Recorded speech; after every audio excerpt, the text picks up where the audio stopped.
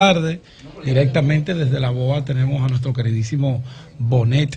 Leonardo Bonet. Leonardo Bonet. El mismo que viste y calza. ¿Cuáles son las ultimísimas novedades desde Washington? Dígame usted, póngame un punto del mundo y yo le digo. Eso entonces suena bien, eso quiere decir que todo está tranquilo. De Macron, ¿qué se dice? El presidente Macron. Bueno, dice Consuelo que tiene amores con Trump. Digo, con Trump. Dice que... O sea, que tienen una relación muy armónica en estos tiempos. Macron rima con Trump. Y entonces dice que están rimando demasiado, se arriman demasiado, ¿cierto? Así es. Parece que dice Macron, que él y Trump se parecen porque son políticos llegados al sistema político fuera de él, que no son políticos tradicionales. No son políticos típicos del sistema. Y se quieren mutuamente, pero bueno, no sé, en todo caso, evaluaron la posibilidad de retirarse, él evaluó la posibilidad de retirarse del acuerdo nuclear con Irán en estas conversaciones que sostuvieron en la Casa Blanca, y eso lo dijo hoy el presidente Trump, y citándolo textualmente dijo: si reactivan su programa nuclear refiriéndose a Irán, ellos se meterán en problemas más grandes de lo que jamás han tenido. Lo que pasa es que Trump tiende a ser, como hemos conversado en el pasado, hiperbólico, y de pronto amenaza, y de pronto dice, y de repente a la media hora siguiente no se acuerda, o se olvida. No, o le llaman la atención, ¿verdad, señor Bonet? Diego. Sí. ¿Qué interés le dispensa a Estados Unidos, las instituciones del gobierno de Estados Unidos, el liderazgo político, al proceso electoral que recién se inicia en Venezuela? Muy importante porque en Venezuela el Departamento de Estado considera que hay una dictadura establecida. Sí. En principio, inclusive la comunidad internacional, incluyendo la Unión Europea, han rechazado el proceso electoral por cuanto lo consideran viciado. La razón es que las mismas autoridades del Consejo Nacional Electoral han permanecido durante muchos años, no se han renovado, y por otro lado, el Departamento de Estado considera que la convocatoria no tiene legitimidad de origen. ¿Cuál es la razón? La razón es que fue convocada por el Consejo Nacional, por la Asamblea Nacional Constituyente, que Estados Unidos la considera inconstitucional y que la oposición venezolana la considera inconstitucional. Entonces, ¿por qué crean la Asamblea Nacional Constitucional en Venezuela? Simplemente para pasarle por encima a la Asamblea Nacional, claro, legítimamente elegida en diciembre de 2015. Sí. Pero eso acostumbra a hacer el gobierno, porque eso acostumbran a hacer las dictaduras en América Latina y en parte del mundo. Entonces, cuando hay legitimidad de origen, el proceso no puede ser legítimo. Claro. ¿Y en qué consiste el plan de ayuda propuesto por el senador Marcos Rubio? ¿A quién favorecería en Venezuela? Favorecería principalmente a la población venezolana. El problema es cómo se hace. ¿En Venezuela o fuera de Venezuela? No, en Venezuela, porque la gente fuera de Venezuela no necesita ayuda, la gente que necesita ayuda está en Venezuela. Está en Venezuela pasando no hay alimentos, no hay electricidad, no hay agua, no hay comida, no hay medicinas. Exacto, entonces quienes necesitan ayuda son los que están en Venezuela. Leonardo, dígame. Este tribunal que hablaba la ex fiscal Luisa Ortega, que se le aprobó comenzar un proceso contra Nicolás Maduro, ¿qué consecuencias puede tener esto jurídicamente? A nivel internacional es importante por cuanto se considera que hay experiencias previas sobre tribunales supremos en el exilio cuando el gobierno en el determinado país es considerado una dictadura ilegal o una dictadura.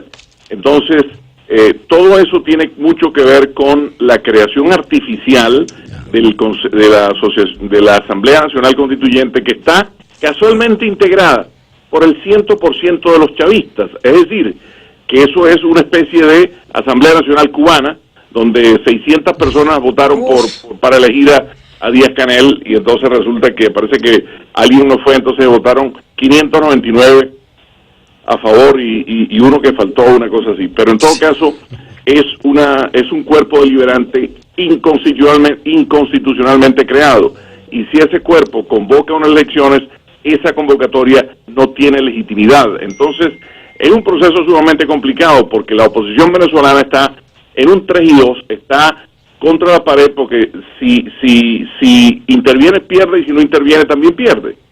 Entonces, en principio, es un proceso que está siendo considerado inconstitucional e ilegal por parte de la oposición venezolana, aunque un segmento de dicha oposición, encabezada por el gobernador, ex gobernador Henry Falcón, sí va a participar. Lo que ocurre es que si el gobierno, por ejemplo, existe el antecedente en relación al gobernador del estado Zulia, en las elecciones del año pasado, si mal no recuerdo, o de principios de año, cuando fue elegido un importante candidato de la oposición como gobernador del estado Zulia, que es un estado petrolero, el estado más importante y de mayor extensión territorial en Venezuela. ¿Qué ocurre? Que este señor, el político opositor, cuyo apellido se me escapa en estos momentos, y su nombre, resulta que decidió no juramentarse ante la Asamblea Nacional Constituyente porque él considera, como mucha gente, que es inconstitucional. Bueno, a este señor lo despojaron de la victoria electoral. Dios. Entonces, eso no pasa en ninguna parte del mundo. Entonces, el gobierno o la dictadura es lo único que importa en Venezuela. Entonces, cuando está en riesgo el poder, ¿alguien piensa que la oposición va a ganar el poder electoralmente en Venezuela? Con 18 años que tienen... Imposible. Es imposible porque las condiciones están dadas, el sistema está a favor del gobierno o de la dictadura, y es muy difícil comprobar que haya un proceso legítimo, limpio, justo y transparente. Es muy difícil. ¿Qué significación o qué impacto tiene el acuerdo de libre comercio entre la Unión Europea y México, específicamente para Estados Unidos, no? Bueno, profundamente importante, porque resulta que para Estados Unidos, México es el segundo socio más importante, el segundo socio comercial más importante, y de esa manera se está fortaleciendo más la posición de México que la de Estados Unidos. ¿Por qué? Porque simplemente el presidente Trump, ¿qué ha hecho?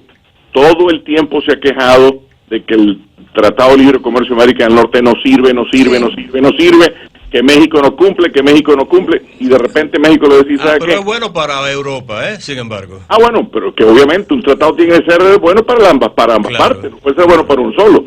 Entonces, por eso se llaman tratados bilaterales, y entonces eso fortalece la posición de México a nivel internacional, y de alguna manera enseña al presidente Trump que Estados Unidos no es el único país del mundo que hace negocios. Está en China, está Rusia, está la Unión Europea como cuerpo colegiado de naciones, y resulta que los socios más importantes comerciales de Estados Unidos son Canadá y México, y resulta que la renegociación del Tratado de Libre Comercio de América del Norte ha sido un dolor de cabeza gigantesco, lo cual es inexplicable porque son tres socios importantes, pero hay un elemento: la presencia del presidente Trump. Entonces, si el presidente Trump amanece un día tuiteando que a él no le gusta México, que México está exigiendo condiciones inapropiadas, lo que sea, entonces un día de esto México va a decir, ¿sabe qué? Nos quedamos sin el TLC. Gracias, Leonardo. Gracias. Gran abrazo. Gracias, señor Leonardo Bonet. Bonet desde la Cordial saludo. Washington. Cambio fuera, Maurice.